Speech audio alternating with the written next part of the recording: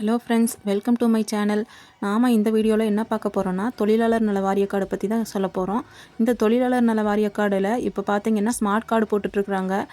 இந்த தொழிலாளர் நல வாரிய கார்டில் என்னென்ன பெனிஃபிட்லாம் இருக்குதுங்கிறத தான் நான் இப்போ சொல்ல போகிறேன். ஃபஸ்ட்டு நம்ம இந்த கார்டு யாருக்கு எலிஜிபிலிட்டிங்கிறத நான் சொல்லிடுறேன்.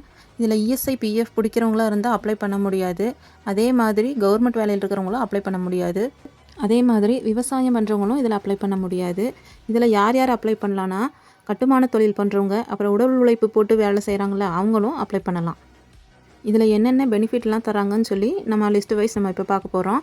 முதல்ல பார்த்தீங்கன்னா 6ஆம் வகுப்பு முதல் 9ஆம் வகுப்பு வரை பயிலும் குழந்தைகளுக்கு கல்வி உதவித்தொகை தராங்க. கட்டுமான தொழில் செய்கிறவங்களோட குழந்தைங்களாக இருந்தாங்கன்னா 1000 ரூபா கிடைக்கும். அதே ஆட்டோ ஓட்டுநரோட குழந்தைங்களாக இருந்தாங்கன்னா 1000 ரூபா கிடைக்கும். அதே மாதிரி அமைப்பு சாரா தொழில்னா என்னென்னா மற்ற வேலைகளை குறிக்கும். அதாவது எப்படின்னா, இந்த டெய்லர் வேலை பார்க்குறவங்க, ரோட்டு மேலே கடை வச்சுருக்கிறவங்க, பூ கட்டுறவங்க, இந்த கூடை பின்னுறவங்க, இந்த மாதிரி நம்ம உடல் உழைப்பை போட்டு செய்கிற தொழிலாக இருந்துச்சுன்னா அவங்கெல்லாம் அமைப்பு சாரா தொழிலில் சேர்ந்தவங்க. ரெண்டாவது பார்த்தீங்கன்னா 10ஆம் வகுப்பு பயிலும் பெண் குழந்தைகள் மற்றும் தேர்ச்சி பெற்ற அனைவருக்கும் கல்வி உதவித்தொகை. கட்டுமானம் செய்கிறவங்களோட குழந்தைங்களாக இருந்தாங்கன்னா 2400 ரூபா கிடைக்கும். ஆட்டோ ஓட்டுநரோட குழந்தைங்களாக இருந்தால் 1000 ரூபா கிடைக்கும். அமைப்பு சாரா தொழிலை சேர்ந்தவங்களோட குழந்தைங்களாக இருந்தால் 1000 ரூபா கிடைக்கும். மூணாவதாக பார்த்தீங்கன்னா 11ஆம் வகுப்பு பயிலும் பெண் குழந்தைகளுக்கு கல்வி உதவித்தொகை. கட்டுமான தொழிலாளர்களின் குழந்தைகளுக்கு 3000 ரூபா, ஆட்டோ ஓட்டுநரின் குழந்தைகளுக்கு 1000 ரூபா, அமைப்பு சாரா தொழில் செய்கிறவங்களோட குழந்தைங்களுக்கு 1000 ரூபா கிடைக்கும். இதில் பார்த்தீங்கன்னா 11ஆம் வகுப்பில் பெண் குழந்தைகளுக்கு தான் தராங்க, ஆண் குழந்தைகளுக்கு தரதில்லை. ஆண் குழந்தைகளுக்கு பார்த்திங்கன்னா 1 முதல் 9 வரையும் கிடைக்கும். அப்புறம் 10, 11, 12 இந்த 3 வகுப்பில் 3 வருஷம் படிக்கும்போது ஆண் குழந்தைகளுக்கு இந்த சலுகை கிடையாது, பெண் குழந்தைகளுக்கு கிடைக்கும். அடுத்தது 4ஆவதாக பார்த்தீங்கன்னா 12ஆம் வகுப்பு பயிலும் பெண் குழந்தைகள் மற்றும் தேர்ச்சி பெற்ற அனைவருக்கும் கல்வி உதவித்தொகை. கட்டுமான தொழிலாளர்களின் குழந்தைகளுக்கு 3000 ரூபா, ஆட்டோ ஓட்டுநரின் குழந்தைகளுக்கு 1500 ரூபா, அமைப்பு சாரா குழந்தைகளுக்கு 1500 ரூபா. அடுத்தது காலேஜ் போகும்போது முறையாக பட்டப்படிப்பு மற்றும் விடுதியில் தங்கி பயிலுதல் யூஜி படிக்கும்போது பார்த்தீங்கன்னா 5000 ரூபா கிடைக்கும். அடுத்தது 4000 ரூபா கிடைக்கும். அடுத்தது அமைப்பு சாரால் இருக்கிறவங்களுக்கு 1500 ரூபாயோ இல்லை 1750 ரூபாயோ கொடுப்பாங்க. அடுத்தது 6ஆவதாக பார்த்தீங்கன்னா பிஜி முறையாக பட்ட மேற்படிப்பு மற்றும் விடுதியில் தங்கி பயிலுதல். 5000 ரூபா இல்லைன்னா 6000 ரூபா கிடைக்கும். இல்லைன்னா 4000 ரூபா 5000 ரூபா கிடைக்கும். அமைப்பு சாரால் இருக்கிறவங்களுக்கும் 4000 5000 கிடைக்கும். நெக்ஸ்ட்டு 7ஆவது பார்த்தீங்கன்னா தொழிற்படிப்பு மற்றும் தொழில்நுட்ப படிப்பு மற்றும் விடுதியில் தங்கி பயிலுதல். இந்த மாதிரி இருக்கிற ஸ்டூடெண்ட்ஸுக்கு கட்டுமானத்துறையில் இருக்கிறவங்களுக்கு 5000 7000 கிடைக்கும். ஆட்டோ ஓட்டுநரோட குழந்தைங்களுக்கு 4000லேருந்து 6000 ரூபா வரைக்கும் கிடைக்கும்.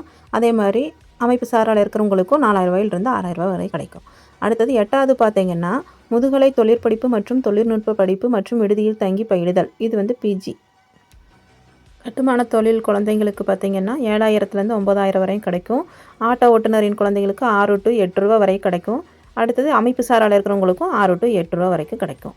அடுத்தது பிஹெச்டி கட்டுமான தொழிலாளர்களின் குழந்தைகளுக்கு மட்டும்தான் வழங்குறாங்க.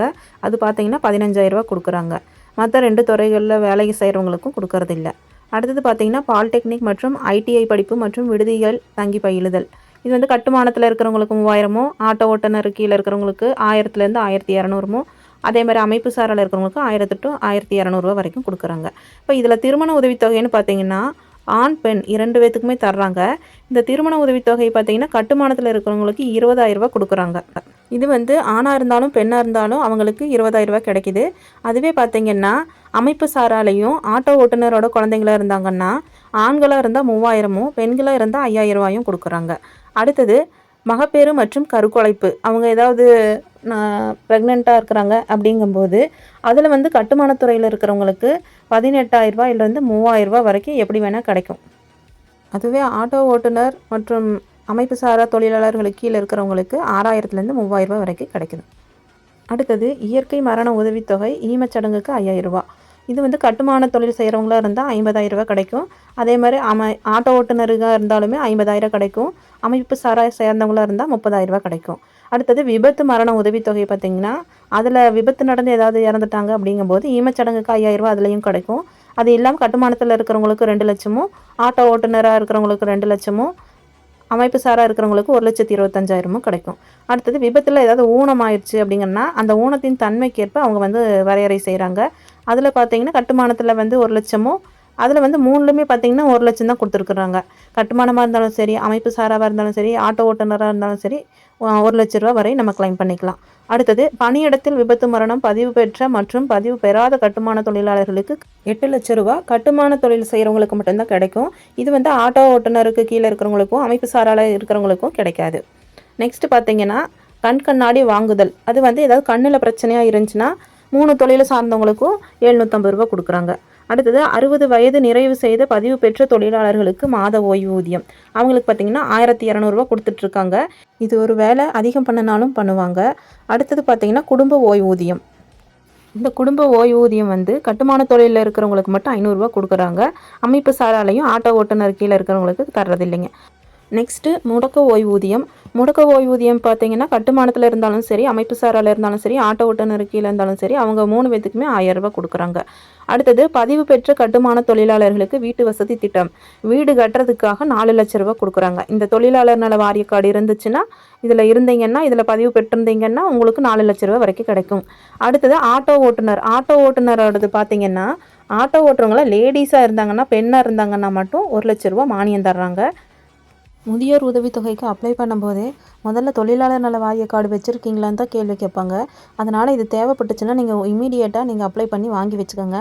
அதுக்கான ஸ்மார்ட் கார்டுக்கும் உடனே அப்ளை பண்ணிக்கோங்க. இந்த கார்டை பற்றி நிறையா பேத்துக்கு தெரியறதில்ல. அதனால தான் இந்த வீடியோ போஸ்ட் பண்ணியிருக்கேன். உங்களுக்கு ஒரு அவேர்னஸ் கிடச்சிருக்கும். உங்களுக்கு இந்த வீடியோ மூலிமா நிறைய விஷயங்கள் தெரிஞ்சதுனால உங்களுக்கு தேவைப்பட்டால் நீங்களும் இமீடியட்டாக அப்ளை பண்ணிக்கோங்க. உங்கள் ஃப்ரெண்ட்ஸ் அண்ட் ஃபேமிலி மெம்பர்ஸுக்கும் இந்த கார்டை பற்றி எடுத்து சொல்லுங்கள். இந்த வீடியோ உங்களுக்கு ரொம்ப யூஸ்ஃபுல்லாக இருக்கும்னு நினைக்கிறேன். இதில் ஏதாவது சந்தேகம் இருந்துச்சுன்னா கமெண்ட் செக்ஷனை யூஸ் பண்ணி எங்ககிட்ட கேட்கலாம். இது மாதிரி வேறு ஏதாவது தகவல் வேணும்னாலும் கமெண்ட் செக்ஷனில் கேளுங்க. இது போன்ற தகவல்களுக்கு நம்ம சேனலை சப்ஸ்கிரைப் பண்ணிக்கோங்க. இந்த கார்டை வாங்கி வச்சா மட்டும் பத்தாதுங்க. இந்த கார்டை வாங்கி வச்ச பின்னாடி உங்கள் குழந்தைங்க என்ன படிக்கிறாங்கங்கிறத பேஸ் பண்ணி நீங்கள் ஒவ்வொரு முறையும் எங்கே அப்ளை பண்ணீங்களோ அந்த இடத்துல போய் கேட்கணும். ஒவ்வொருத்தரும் அவங்களே கால் பண்ணி சொல்லிடுவாங்க. அப்படி உங்களுக்கு இன்ஃபர்மேஷன் வரல அப்படின்னா உங்கள் குழந்தைங்க இப்போ 6th படிக்கிறாங்கன்னா 6th அப்ளை பண்ணணும்.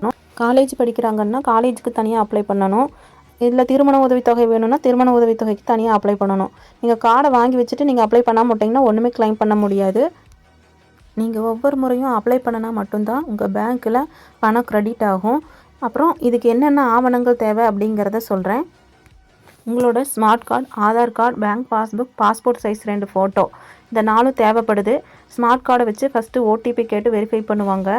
அடுத்தது ஆதார் நம்பருக்கு ஒரு ஓடிபி கேட்டு வெரிஃபிகேஷன் பண்ணுவாங்க. அடுத்து பேங்க் பாஸ்புக்கையும் பாஸ்போர்ட் சைஸ் ஃபோட்டோ கொடுத்தீங்கன்னா அந்த ஃபோட்டோவை வச்சு அப்லோட் பண்ணி உங்களுக்கு ரிஜிஸ்டர் பண்ணிடுவாங்க.